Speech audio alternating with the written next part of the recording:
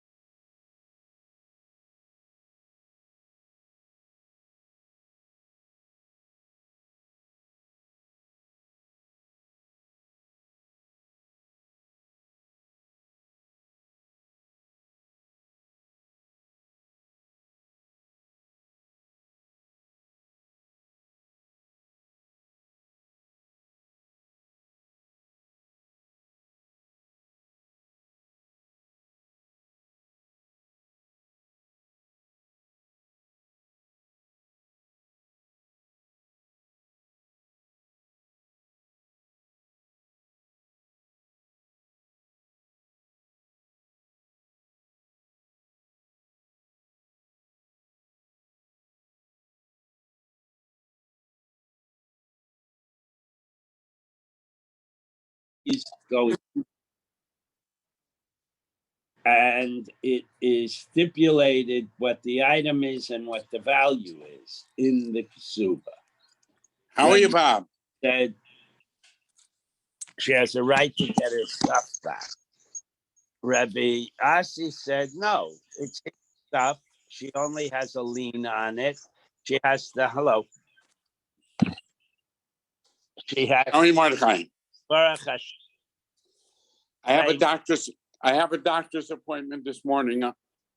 So I'll. At 12:30.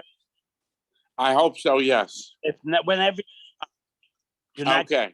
okay with this excuse, you come when. So Rabbi Yehuda says, get your stuff back.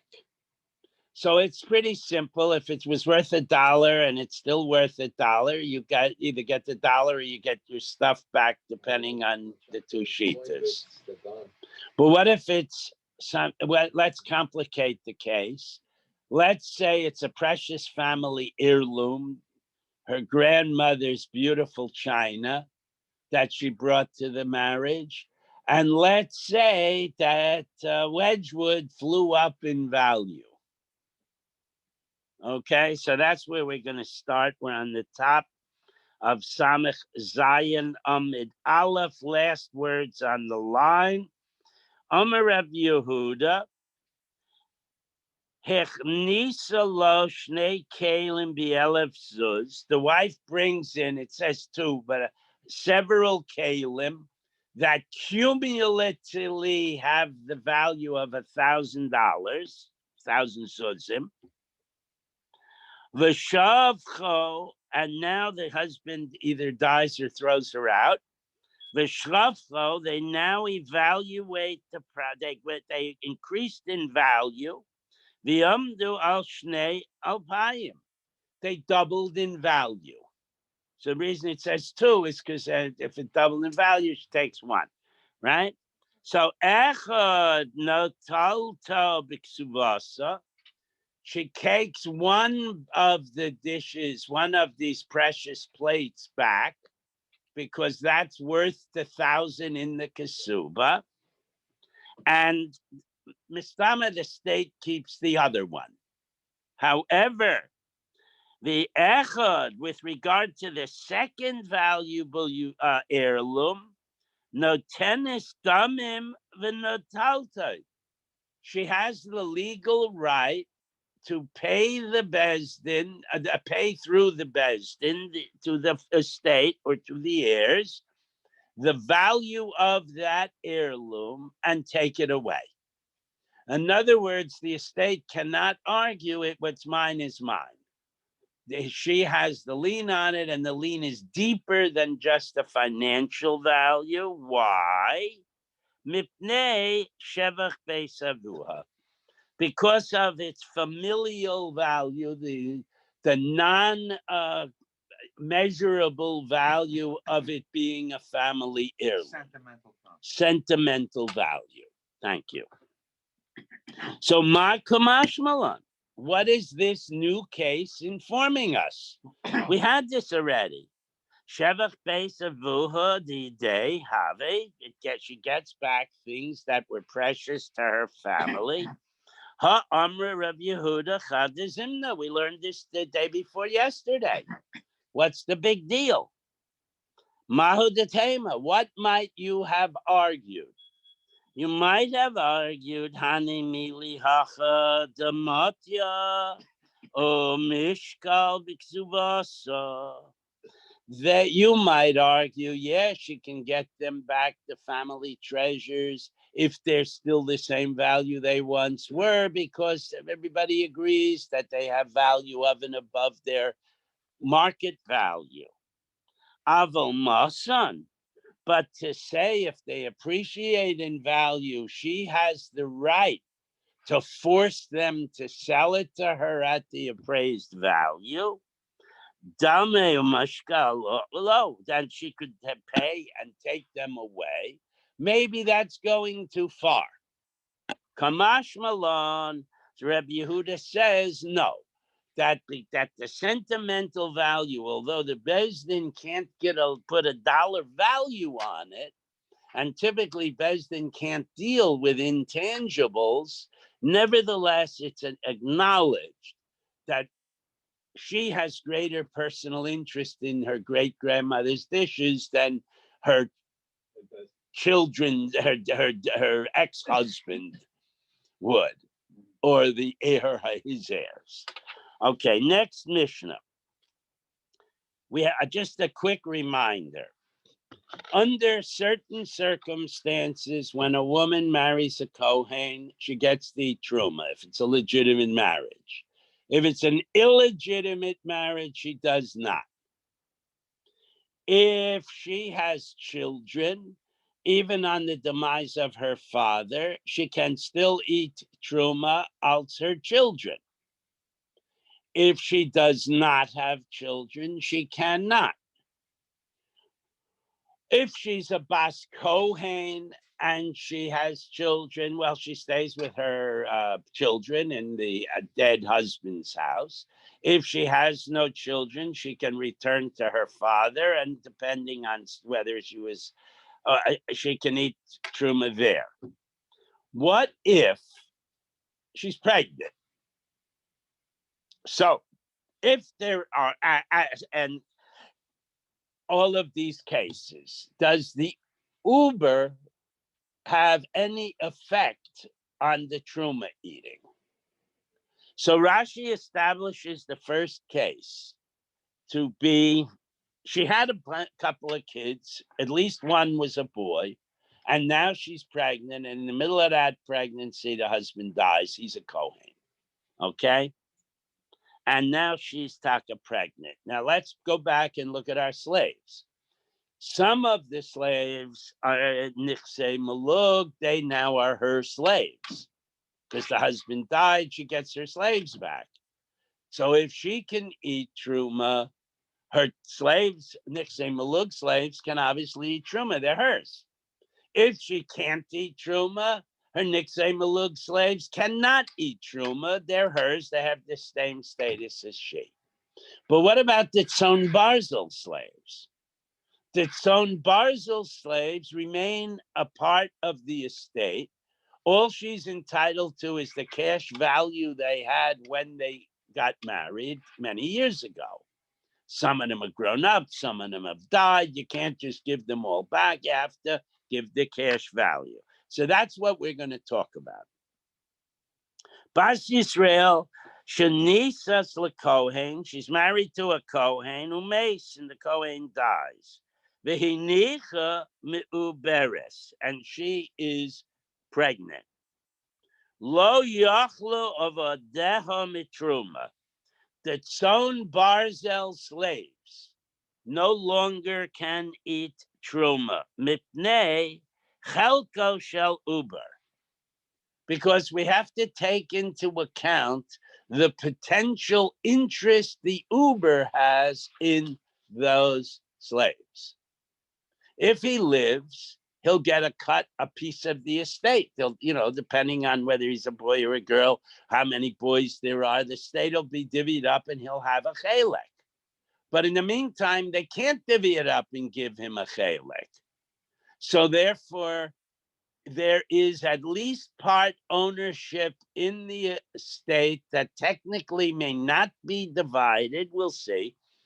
And therefore, they can't eat truma until the baby's born and those issues are resolved. Uber posel. The reason for this is that an Uber can nullify the right to eat truma. Let's go back to the Bas Kohen. Bas Kohen married a Kohen. She can eat truma in the father's house before the marriage. She can eat truma in the husband's house after the marriage.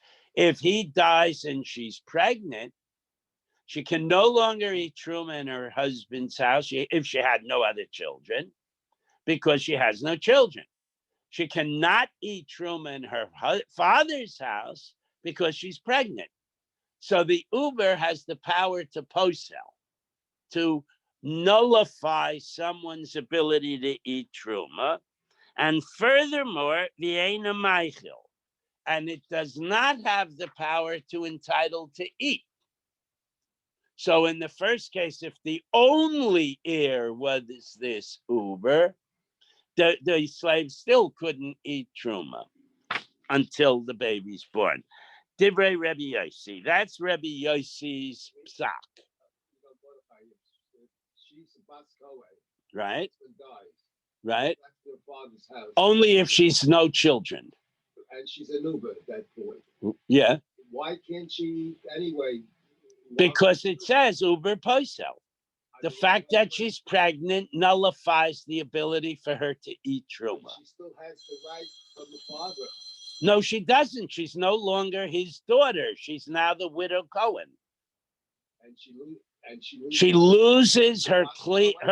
she loses her familial bond to her parents because the Uber is still there. In other words, you can't say she terminates her relationship with the new family, the husband family, because she's got the baby in her. Does this also apply to a girl? Well, only applies to a girl. Most good boys don't get pregnant. I'm saying if the child comes out a girl, so if the child comes out a girl, then the girl can't inherit. And the estate goes to the siblings of the dead husband. But all right, we'll get into the implications of boy or girl later. Okay, the Gemara is going to go into it, so let's not take time now. Okay, now, the Chachamim turn to Rabbi Yossi, and they say, what you said is relatively clear, and we understand the logic thereof. But we'd like to point out to you that there are unintended consequences of your psak. Amr lo, the rabbi said to Rabbi Yossi, Me'acher shehe'adita lanu al bas Yisrael l'kohen. Now that you've explained this din of the pregnant daughter of a Yisrael who married a Kohen, What about an unintended consequence that Mel just asked about? Af base Kohen la Kohen, even the daughter of a Kohen who marries another Kohen umes and the husband dies. Heinicha meuberes, and she is now, but she is pregnant. Lo yochlu avodecha b'truma. Her slaves cannot eat truma there, and she can't either, as we've said. Mipnei chelko shel uber, because the uber has a potential piece of the estate. That's the Mishnah. Eboilahu. So they ask a question. Time of the Reb Yossi. What is the rationale of Reb Yossi? Now here you have to hold cup.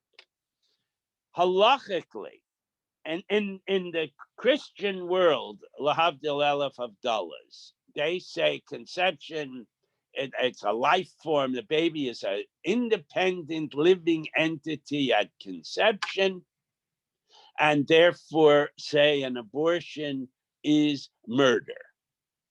According to Jewish law, until the baby crowns, actually the majority of his head and his shoulders leave the mother's body, the baby is considered a limb or an organ of the mother.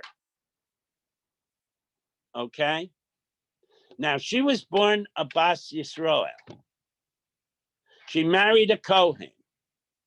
She's still a Bas Yisrael. I mean, her status doesn't change. We didn't get her a new father. So this unborn baby, do we say the unborn baby is part of the mother, and therefore, even though it's a Kohen Zera, the unborn baby is not a Kohen. He's a Yisroel until he's born.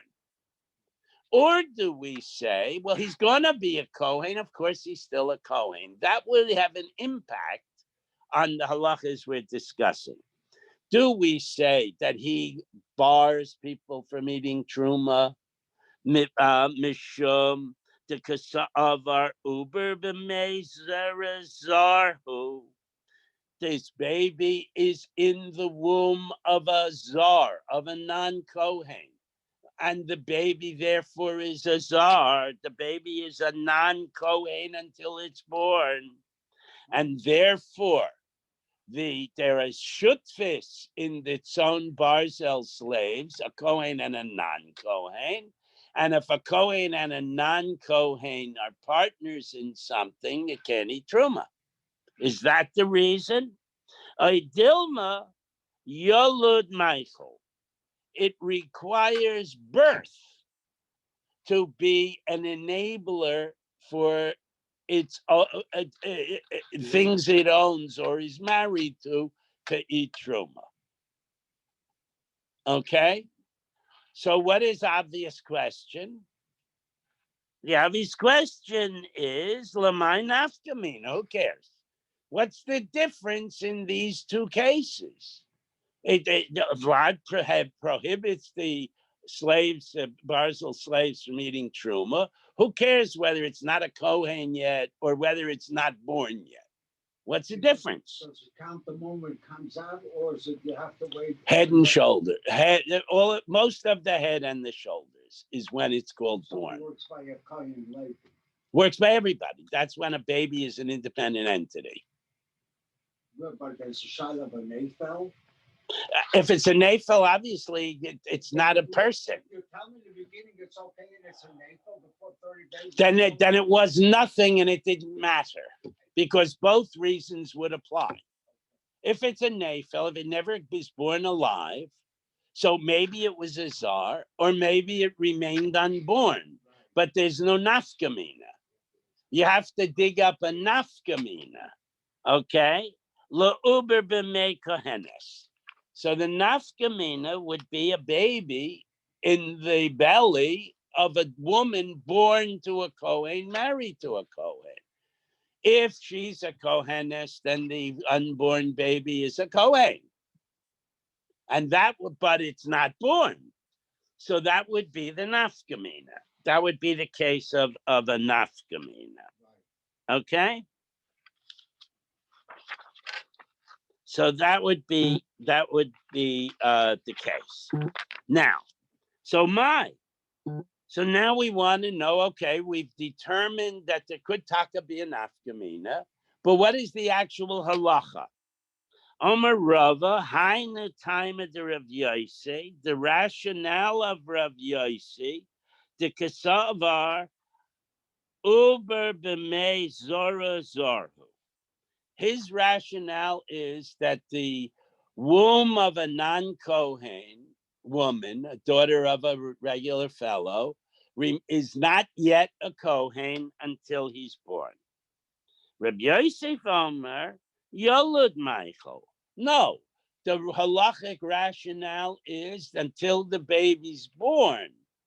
It doesn't matter what you label him in the womb, because either way, he bars people from eating truma or until he's born.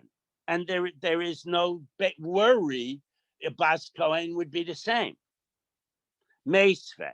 So we're going to argue with Rav Yosef's version of what Rav Yossi's reasoning is.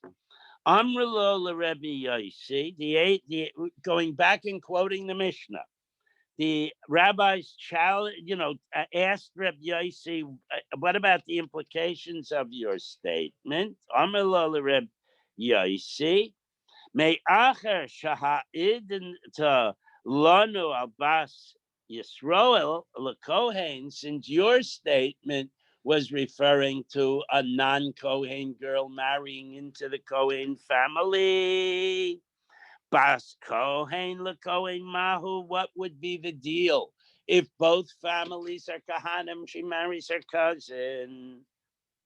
Omer lahem, Rabbi Yossi says, Zu shamati. I learned in yeshiva the first half of the Mishnah. I learned the Bas Kohen the Bas Yisrael marrying the Kohen, the pregnancy bars the slaves from eating. Zu lo shamati, but nobody ever taught me the implications of a girl who's a Kohen marrying into a Kohen family. So what does that mean? If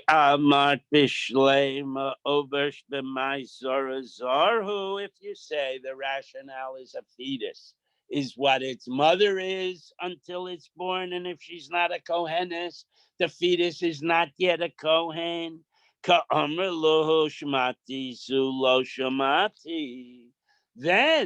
Rabbi Yossi could say, but I never heard about the case of a Bas Kohen, because that would make any material difference. The baby would be a Kohen even pre-birth. Ella armat yolud Michael. If you say it doesn't matter what the status of the baby is, it has to be born before it can enable to eat truma. Okay, my zu shamati zu velo shamati. So why would Rev Yehuda have replied, I understand one case, I'm not sure about the other. They're exactly the same no matter who the mother is. So that's a strong argument that it's the fact that the baby is part of the mother and she's not a Kohenes, therefore the baby's not a Kohen until it's born. And the Gemara says, Kasha, that truly is a difficult thing to wiggle out of. Okay. Next case. We've just said that based on pregnancy, the stone barzel cannot eat truma, and under certain circumstances, the mother can, the mother can't, based on other kids, based on et cetera, et cetera. Amar Rav Yehuda, Amar Shmuel, Zu divrei Rabbi Yossi. I'm going to tell you what Rabbi Yossi said a little differently. Yesh lo banim, if there are other children in the family, in other words, if this woman had other children, Eichlim mishum banim, the slaves taka can eat based on the other children, and we don't care about whether the fetus will ultimately get a piece of the action or not. Ein lo banim, if the fetus is the only potential child in the family, if the baby remains unborn, if Nebech, it's a Nefel. So who would inherit? The Kohen's brothers. They're Kahanim. They would get its own Barzel slaves. So the slave, the Mamanavshach. If she, the woman, the widow has children, the slaves should eat based on the children. If she, the widow, has no other children, they should eat based on the heirs, the siblings of the dead Kohen. Okay? Ein lo achim. So maybe that Kohen was this young man, first child, only child of his parents. He has no brothers. There will be some male in the family going up through the father's family tree. You're going to find out in Pittsburgh somewhere a third cousin once removed who's going to be the heir, and he's a Kohen, and now he's going to own the estate. So the slaves should be able to eat no matter what. That's what Shmuel said, Rabbi Yossi said. Now we're going to have a problem. Does Shmuel report what Rabbi Yossi said because he wants us to know, but he happens to disagree? Or does he report what Rabbi Yossi said because he thinks that's what should be? In other words, by reporting it, is he saying I agree with it, or is he not necessarily saying I agree with it? So he started with the word Zu Divrei Rabbi Yossi. These are the words of Rabbi Yossi. So I'll try and give you an example. There's a discussion about whether people who have difficulty walking can take a bus on Sabbath in Century Village. Rabbi Yazger said they can. Okay, that's one tone of voice. The other tone of voice, there's a discussion of whether you can take the bus on Shabbos in Century Village if you can't walk. Rabbi Yazger said you can. So I say the words, but the implication is totally different in the two cases. So now we're trying to figure out what Shmuel says. Zu velo sevira lo. Because he said these are the words, maybe that means he disagrees with them. Okay?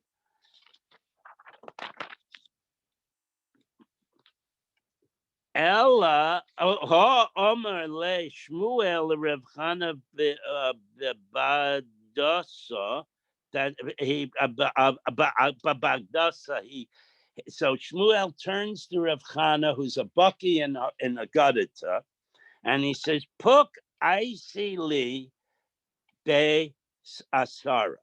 Go out into the street, go into the parking lot, grab 10 guys and bring them in here. Va'amralach va'anpuhu, and I will make a public declaration, ha'mezake la'uber kana,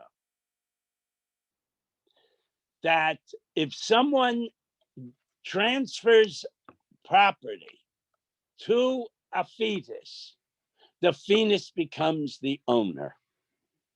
Okay, so apparently, Reb Yehuda holds that the fetus does have a chelek in the estate, which was what Reb Yossi seemed to say in the Mishnah. Well, we said a fetus was just a limb of the... No.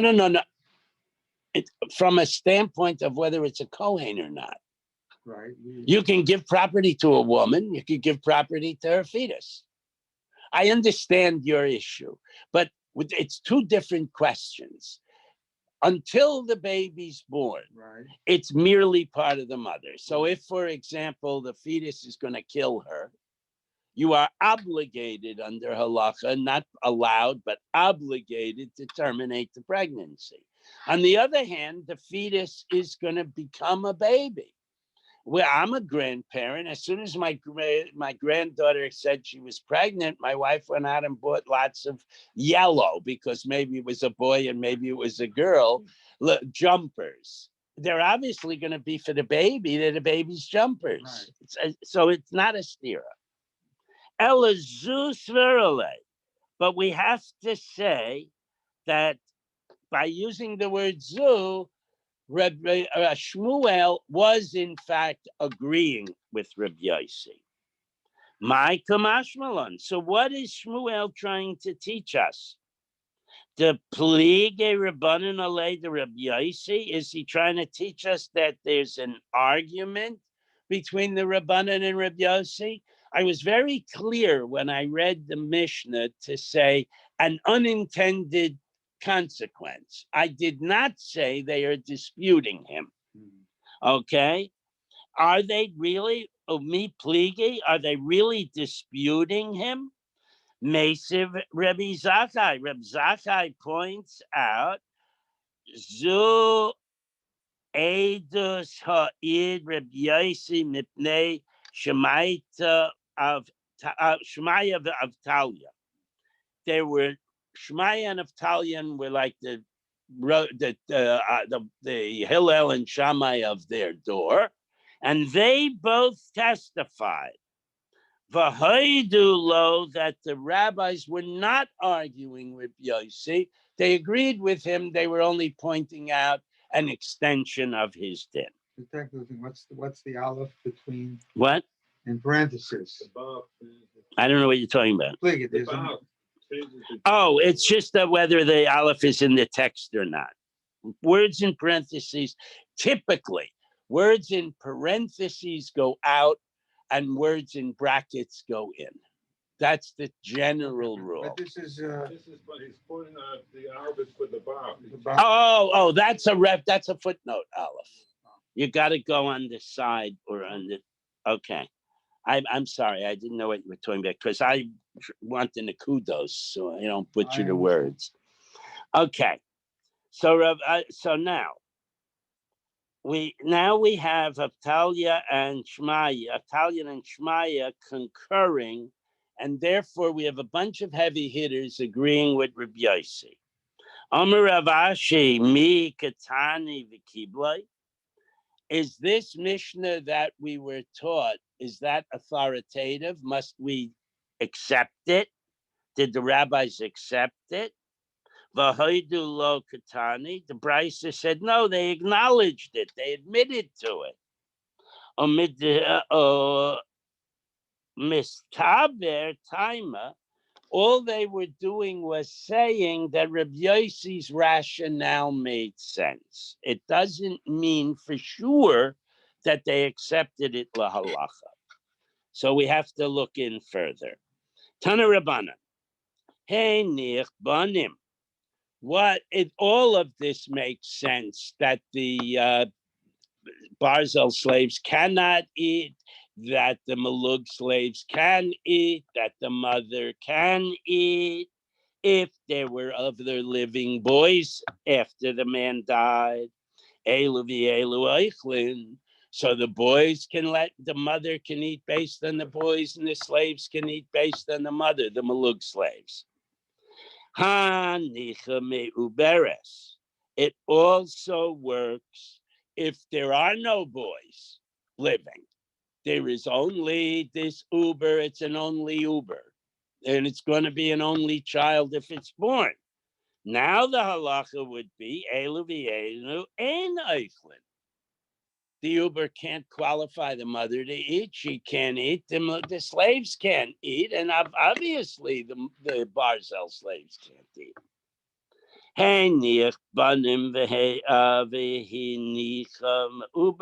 If he has sons and the slaves, it's going to spell it out. Of the Malug eichlin b'derech shehi eicheles. The Malug slaves can eat because she can eat. Of the Tzayin Barzel lo yochlu. The Barzel slaves cannot eat because the Uber bars them. Mipnei chelkol shel uber, because the uber has a piece of that estate, and whatever rationale you give, whether it's a Kohen or not, it bars all slaves for eating. Uber paisel, that the uber disqualifies divrei Rabbi Yossi. That's what Rabbi Yossi said. Rabbi Yishmael, Rabbi Yossi, Omer Mishum Aviv. Now we're going to get a little complicated. Rabbi Yossi had a son Shmuel. Rabbi Shmuel sometimes taught Mishnahs and Brises in his own name, or he would say, I'm teaching this Brise in my father's name, or sometimes he'd leave himself out of it, and he'd just say, this, Divrei Rabbi Yossi. Okay, so we have to hold cup on that. Habas Michael, he says as follows. Now, don't ask questions here because it's all going to be answered in Gemara. And I acknowledge up front that there are apparent internal contradictions. Habas Macheles. If there's only a daughter as a living child in this family, the only yasam is a daughter. Macheles, this is what you asked earlier. The daughter can enable her mother and the mother's slaves to eat. Okay? Haben enu machel. But if there's a boy as well as the fetus, then the mother can't eat and the slaves cannot eat. Reb Shimon ben Yochai Omer about plukta to Reb Shmuel ben Reb Yossi, Zcharim, if there are boys, Yochlu, they can eat. Kulan Nekevas, if all the surviving children are girls, Lo Yochlu, they can't eat. So it's a double contradiction. Okay, Shema Yemotze Uber Zocher. The reason why they can't eat if there are only other children are female is because the baby has a 50-50 chance of being a boy. The Ein Libnos B'Makom Haben Klum. And if there are male offspring, female offspring are irrelevant. They do not inherit. If Slavkat had a single boy or a pregnant wife, the girls wouldn't have gotten a nickel. Okay, so my area Shema Yamatze Uber Zocher. Why does Reb Shimon base his statement on the fact that there's a chance the baby will be a boy? Typically, the Nekeva Nami Pasla. Who cares if it's a boy or a girl? It's a fetus and it puzzles. So the text doesn't really make sense the way it's stated. This is a way of first of all, and not only that, but is a technique of how Mishnahs can be written. Certainly, if it was a girl, and it's a fetus, it would be puzzle, even though it's a girl. The oid, and furthermore, Shema Yamotze Uber Zocher, even if the baby comes out to be a boy, then Ein Livnes B'Makom Haben Klum. Then in that case, the girls are irrelevant. Zecharim Yochlu. But Reb Shimon bar Yochai said, in distinction to Rabbi Shmuel ben Reb Yossi, boys, living children who are male, do enable the mother and the slaves to eat. The Ika Ubar. But what about the fact that there's this baby inside the mother? We said earlier that the baby inside the mother may have a piece of the estate. We can't divide it up enough yet. So it's as if the estate is owned by a non-Kohen plus a Kohen or Kohanim. And therefore they properties couldn't eat truma. What's the difference? Kasavar, turn the page, ein chayshishin lemiyuta. We do not worry about maybes, and especially when the maybes are in the minority. Even if there's only one living son and one uber, how would the estate be divided? The living child is the oldest. He'd get 2 chlakim, and the baby would get 1. So even if it's only 1 and 1, the baby would become a minority owner in the estate. If there were 2 brothers, the baby would only get 1/4 of the estate, and so on and so on. So we only look at the majority ownership, and if the majority ownership are Kahanim, they outvote my lashon, the uber, and therefore the kid should, the fetus should not have an effect, and they should be able to eat. The e-boy, same if you want to tell me, even if we resolve that minority interests in a property and an estate do get a vote, do count, the avdinin le tekanta. So what we can do is we can fix that up. There is a halacha that if a person dies and leaves 5 minor children, what the Bezdin does is it appoints an anthropos for each of the children, and the anthroposin, the group of guardians, we'll call them, go around and evaluate all the assets of the estate and make their best efforts at making an equitable distribution of the estate now. And then each anthropos fosters and takes care of, he's the custodian of that money or those properties until the kid gets to be 12, it's 13 if it's, because it's going to be boys. And then they turn it over to the boys. Now there's a new machlokes. What if when the boys grow up, they feel they were cheated, 1 or more of them? So there's a machlokes. Can they go to Bezdin and say, back when daddy died, the anthropos didn't represent me well, and I want a redistribution? So that's a machlokes that we're going to talk about now. But at this point, let's appoint an anthropos, give the fetus the field back, behind the barn, and they let the rest of it go to the other children. And now they put the slaves in one of the other or many of the other children's portion, and now there's no problem. They can eat. Okay? The Karav Nachman Omer Shmuel, because Reb Nachman in the name of Shmuel said the Omer Reb Nachman Omer Shmuel, Yasamim Shaba'u Lecholok B'nichsei Avihem, minor children who have to divvy up the estate of their deceased father. They go to Bezdin. Bezdin ma'amidin lahem apitropos. Bezdin appoints each kid a guardian. Ubarer lehem chelek yafa, and they try to divide up the property in the best possible way.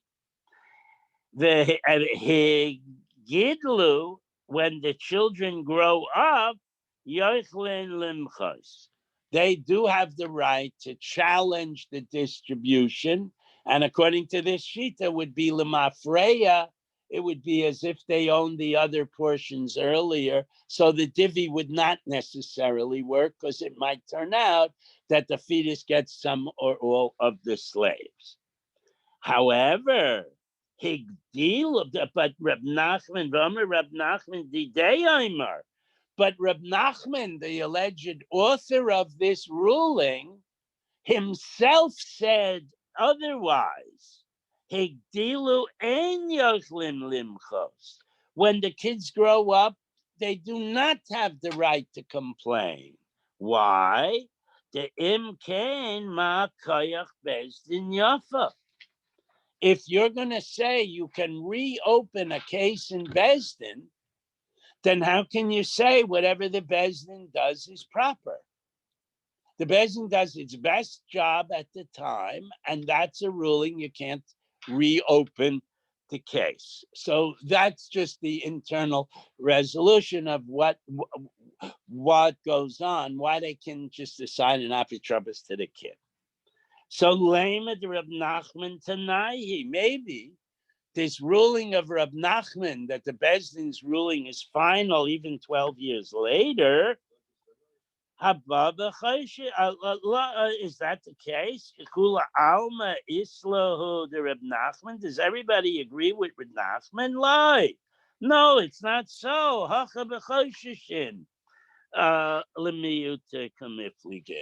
The dispute isn't on whether Reb Nachman is right or not. The dispute is whether the minority interests in the estate have to be taken into account or not. Rabbi Yishmael, Rabbi Yossi, Omer Mishum Aviv, he quotes his father as saying, that's Rabbi Yossi, Habas Michael. If there is a daughter, she can enable the mother and the slaves to eat. Habain Eino Michael. If there's a son, he cannot enable the mother or the slaves to eat. What's going on? My Shna Bain Delo Michael. What's the difference? What's the rationale really that the son, who is going to be the sole heir, cannot enable the mother and the slaves to eat Mishum Chelkel Shaluber because there's a fetus there? Basnami lo techel mipnei chelkel shalov uber. So if the girl also has this unborn sibling, why is there a difference? So Abaye says we're talking about a special case, so I have to explain outside. Everybody questions this halacha that the boys inherit, the girls do not. It actually, in many and maybe even most cases, turns out to be a benefit to the girls. Because a girl must be supported in the manner to which she has grown accustomed by her siblings until she reaches maturity. And then they have to give her a dowry and marry her off and pay for the wedding. So if there's $100 million, so they'll send a girl to private school and they'll send her to college and they'll send her on a trip to Europe and seminary in Israel and they'll make a fancy wedding. And now there's still $99 million. But what if they only inherit $300? So she gets the whole $300 because obviously $300 isn't enough to bring her up. Plus, she still has a claim on her brothers.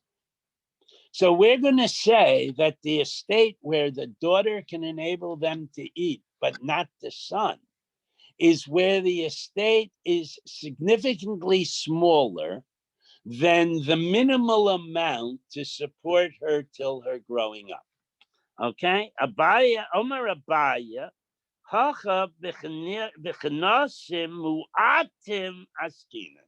we're talking about a tiny little minimal estate. Okay? Ukagon, the Ika ben Bahadai Bas. And since there's both a boy and a girl, Manavshach, what's the difference? Hi Dema'avra benhu. If the fetus turns out to be a boy, that baby has got no more power over the disposition of the estate than the living boy, because the girl's getting it all anyway. The impasi, if the fetus turns out to be a daughter, amai achla. Why do we let the older girl eat from the estate? She's diminishing it prior to the birth of her little sister. But the kanta de Rabbana. So to resolve this stira, why the girl can eat and can get her mother to eat and so on, we say the rabbis made a takana because of these kinds of circumstances where we really cannot wait to divide up the estate till after the birth of the baby. The older children will starve in the meantime. Kama delo nafek da'avir ha'olam lo tekantu rabbanan. Prior to the birth, the emergence into the air of the baby, we ignore it in terms of with this small estate. But Mayu Kumta, so what have you explained now? If we're talking about a tiny estate, Aim a Seifa. What about the rest of that other brisa, which we didn't finish quoting yet? Shama Yamata Uber Zocher, maybe the baby will be born and it'll be a boy. The Ein Libnos B'Makom Ben Klum. Then the girls are irrelevant. The boy gets it all. Adarabba. No, remember we said Nichnosim Muatim Libinosninahu. We don't care whether it's a boy or a girl because the girls get it all anyway as a practical matter. Now, so we still have the same issue. So the Gemara gets out of it by saying, no, we changed the topic. Seifa Asyan le Knasim Merubim. No, by the time we got to the Sefer, we're talking about a huge estate where the boys are going to get it all and merely have an obligation. So the baby does factor in. Okay. Is it really true that under any and all circumstances, because of this obligation to support their unwed sister, that she has first dibs on the estate and it really gets to her? That's not necessarily so. Omer Rav Asi, Omer Rav Yochanan, Yasamim shekadmu umachru v'nechasim muatim. Supposing the brothers, there's a time frame. Tati died. We have a week sitting Shiva. We have Shloshim. Now we're going to divvy up the estate, make an appointment with the lawyer next Tuesday. We get to the lawyer's office next Tuesday. He says to the boys, we have to give everything to your sisters because you have to support them and there's really not enough money here for everybody. So they say, we ain't got no money. We sold everything. We flew to Las Vegas and we lost it all gambling. There is nothing for the girls to get. We jumped ahead of proper procedure. We grabbed everything and we sold it. So what is the halacha? What is the halacha? Ma shemachri machru. What was done was done. What they sold was sold. Beis Din has no right to claw back. Okay? And we're up to the next Mishnah, I guess. Oh, we're almost up to the next Mishnah. Okay. Elamai, so how does it all work? My bas the katani. So what does this word bas in the Brisa mean? Because now we've dealt with a lot of weird cases. It's not elegant to talk about one daughter. So the Gemara says, aim. No, what it really means is a mature daughter. The widow has a grown-up daughter who herself has a son. If that's the case, Hainu Reb Yosi. Now we're back to Reb Yosi. We don't need the Brisa at all. Kula Reb Yishmael Reb Yosi Katani law. No, the whole thing was, even when it said Reb Yosi in the Mishnah, the whole thing was really Rabbi Yishmael citing his father, and out of modesty or out of a desire to have it be more authoritative, he left his father's name out. And tomorrow we'll start at this point because I think it's late. What? Anybody know what time it is? Yeah, 9:22. Okay, so we'll stop at this point. So you'll tell David, who goes, does anybody here go to David? All right, so you'll tell David I stopped at the Mishnah and he can feel free to leave me whatever he wants to leave me. Thank you. Thank you. What? Belongs to the people to come up. He's like an Uber. Yeah. No, this is all an Uber. I know. And you get a lift, right?